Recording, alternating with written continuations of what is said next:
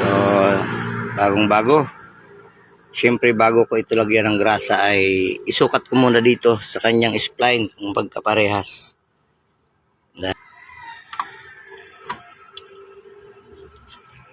Yun, sakto. Alright. Ang bagong CV joint ay mayroon ng kasamang wheel boot, clamp, grasa.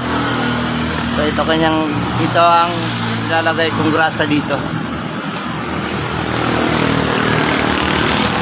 Meron na rin itong nut tsaka yung lock. Siyempre bago ko ilagay yung CV joint ay ilalagay ko na itong clip para sa boots. Saka itong wheel boots.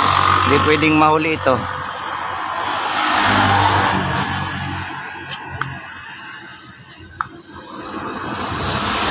Pwede naman ito ihuli.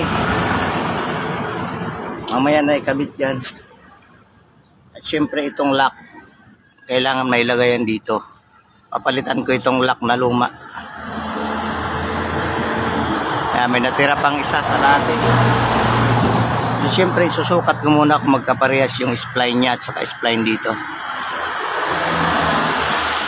So, good.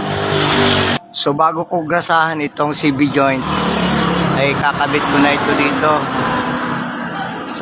Ipipix ko na ito dito sa kanyang shafting. Meron na itong lock. So itong lock na ito ay purpose nito para hindi siya mabunot. So pag ipinasok ko ito dito sa loob, kusang bubuka ito para. So here we go.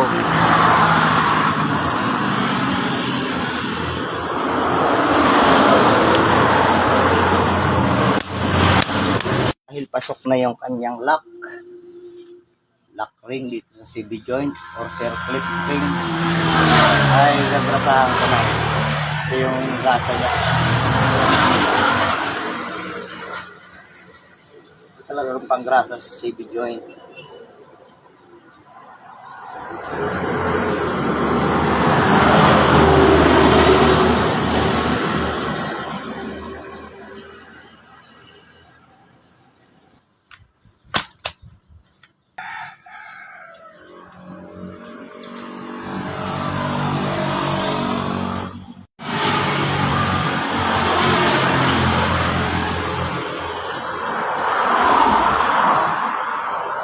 Ilalagay ko na itong wheel boot para yung grasa niya di matapon. Ilalagay ko na rin itong clamp. So, para umiklit ito, kailangan ito na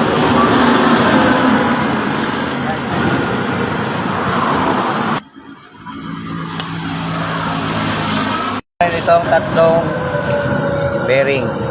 Doon ito sa may transmission.